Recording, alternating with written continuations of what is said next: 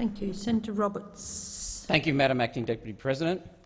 As a servant to the people of Queensland and Australia, I want to celebrate the effort of an energetic and passionate young man, Chris, and his wife, Kristy, and their family.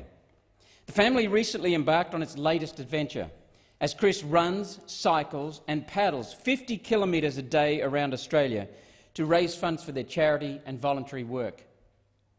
The family works voluntarily to support those in need, including the physically handicapped, Madam Acting Deputy President, the impaired and people suffering from mental health conditions. Chris Paterson and his wife Kristy started and now run Australia's first boat giving the handicapped access to water for therapeutic purposes. They first raised funds to buy the boat at a price of $60,000 and heavily modified it to make it accessible to wheelchair, our country's first such boat offering a free service catering to mental health support. Chris and Kristy have since invested 5 years working voluntarily to bring the benefits to people less fortunate. Their two boys, Jack, aged 12, and Cooper, aged 10, have worked alongside them because Chris and his wife Kristy, who is an environmental scientist, believe that it is the most productive way of educating their children and the most productive way of caring for our planet.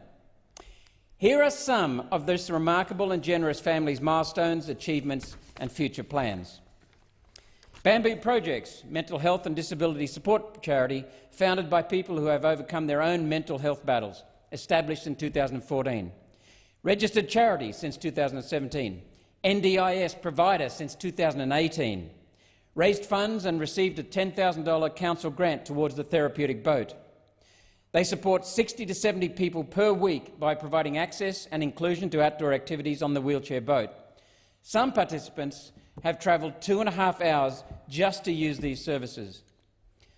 All other organisations, such as Sailability Sunshine Coast and Scar Tree Indigenous Youth Mentoring, use the wheelchair boat for their participants.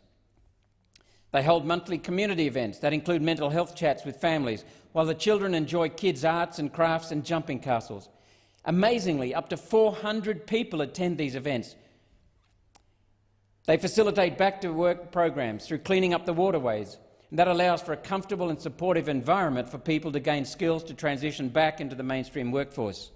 They hold regular events cleaning up the waterways to clean up the beaches and waterfronts. They teach children the sustainable ways to care for and protect the environment.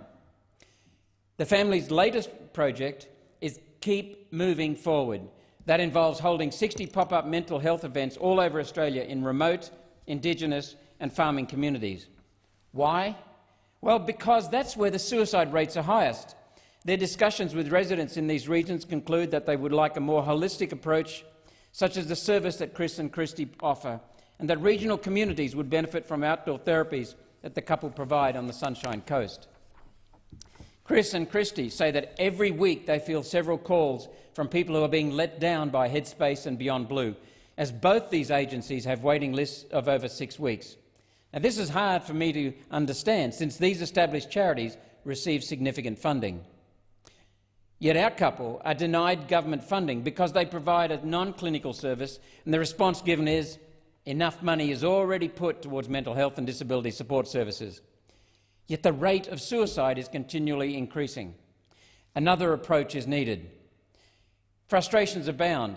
For example, through meetings with the Queensland Labor Council, the couple requested funding for the wheelchair access boat in 2017.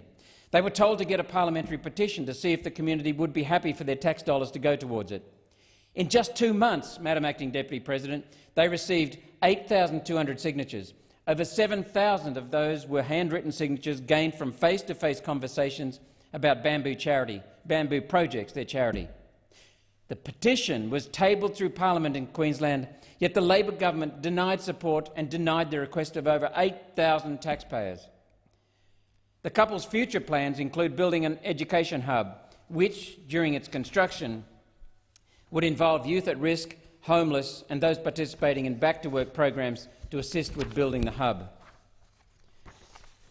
Please research Bamboo Projects, attend an event, donate funds, or give encouragement to support Chris and Kristy as Chris cycles, runs and paddles around our nation, raising money for fighting mental health challenges across our families, communities and nation. Thank you, Madam Acting Deputy President.